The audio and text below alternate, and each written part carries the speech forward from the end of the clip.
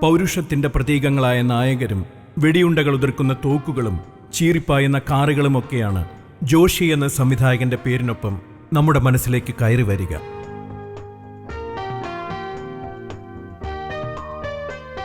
മലയാളത്തിലെ ആക്ഷൻ ചിത്രങ്ങൾക്ക് സാങ്കേതിക തികവാർന്ന പുതിയൊരു മുഖച്ഛായ നൽകി ഈ സംവിധായകൻ. പ്രേക്ഷകരെ ത്രസിപ്പിക്കുന്ന കഥാമുഹൂർത്തങ്ങൾക്കൊപ്പം ഇമ്പമേറിയ ഗാനങ്ങളും ആ ചിത്രങ്ങളുടെ പ്രത്യേകതയായിരുന്നു. വൈവിധ്യമാർന്ന സംഗീത സഖ്യങ്ങളെയാണ് സ്വന്തം ചിത്രങ്ങളിൽ ജോഷി പരീക്ഷിച്ചത്. ജോഷിയുടെ കാര്യത്തിൽ എനിക്ക് തോന്നുന്നു സ്വന്തം പബ്ലിസിറ്റിയോ അല്ലെങ്കിൽ അത്തരം കാര്യങ്ങളിൽ എന്നും ഒരുപാട് വിമുഖത കാണിക്കുന്നൊരു സംവിധായകനാണ്. എനിക്ക് തോന്നുന്നു മലയാളത്തിലെ ഒരു ചാനലിൻ്റെ കയ്യിലും ജോഷിയുടെ ഒരു ഇൻ്റർവ്യൂ പോയിട്ട് ഒരു ബൈറ്റ് പോലും ഉണ്ടാവുമെന്ന് എനിക്ക് തോന്നുന്നില്ല. കാരണം ഞാനും ഒരുപാട് തവണ ശ്രമിച്ചത് പരാജയപ്പെട്ട കാര്യമാണ്. ജോഷി അതിൻ്റെ അകത്ത് വളരെ വിമുഖനാണ്. അത്തരം കാര്യങ്ങളിൽ സ്വന്തം പേഴ്സണൽ പബ്ലിസിറ്റിയുടെ കാര്യത്തിൽ നമുക്ക് ഒരുപാട് ആദരവ് തോന്നുന്ന അത്രയും വിമുഖത ജോഷിയുടെ കാര്യത്തിലുണ്ട്. ജോഷി സിനിമകളെ കാണുന്ന കാര്യത്തിൽ, കാരണം ജോഷി ഒരിക്കലും സിനിമ ചെയ്യുന്നു എന്നല്ലാതെ ആ സിനിമയെപ്പറ്റി സംസാരിച്ച് അല്ലെങ്കിൽ മറ്റുള്ളവരെ കൊണ്ട് സംസാരിപ്പിച്ച് കണ്ടിട്ടില്ല.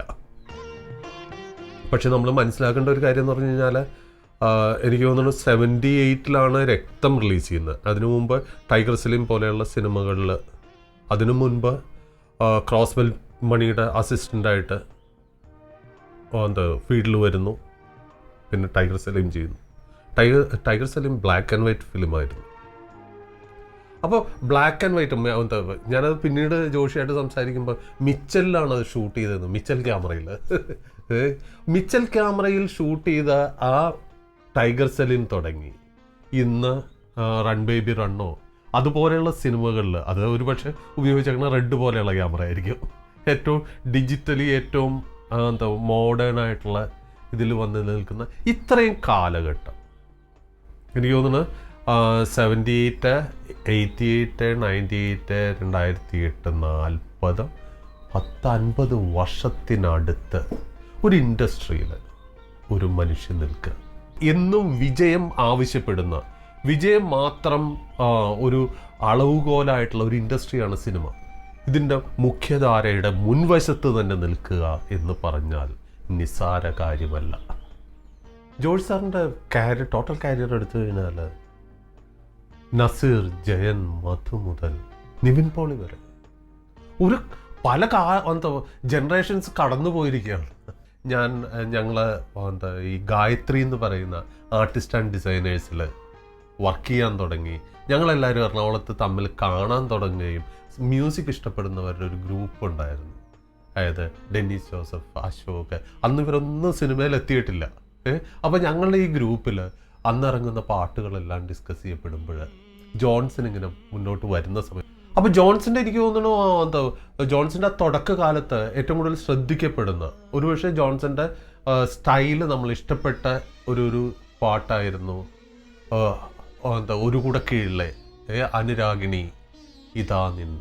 അന്ന് വലിയ ഹിറ്റായ സോങ്ങാണ്. അനുരാഗിണി ഇതായൻ കരളിൽ വിരിഞ്ഞ പൂക്കൾ,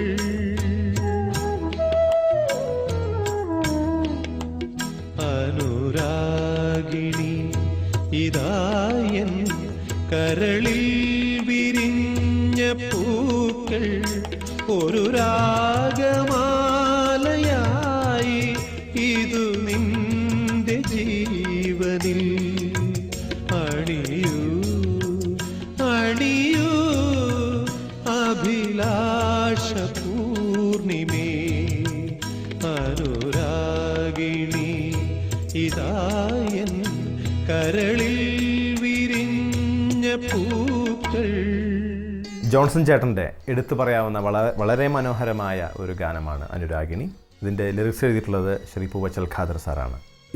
ഈ ഗാനം ചിട്ടപ്പെടുത്തിയിട്ടുള്ളത് യമൻ കല്യാണി ബേസ് ചെയ്തിട്ടാണ്. അനുരാഗിണി, അതുപോലെ തന്നെ ദേവാങ്കണങ്ങൾ കൈയൊഴിഞ്ഞ താരകം, ഇതെല്ലാം ഒരേ റൂട്ടിൽ പോകുന്ന ഗാനങ്ങളാണ്. രണ്ടും ജോൺസൺ ചേട്ടൻ്റെയാണ്. കായലിൻ പ്രഭാതഗീതങ്ങൾ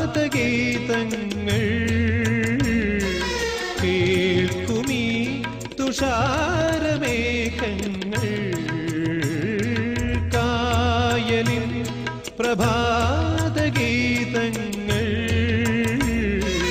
കേൾക്കുമീ തുഷാരമേഘങ്ങൾ നിറമേകും ഒരു വേദിയിൽ കുളിരോലും ശുഭവേളയിൽ പ്രിയതേ മമമോഹം നീയറിഞ്ഞു മമമോഹം നീയറിഞ്ഞു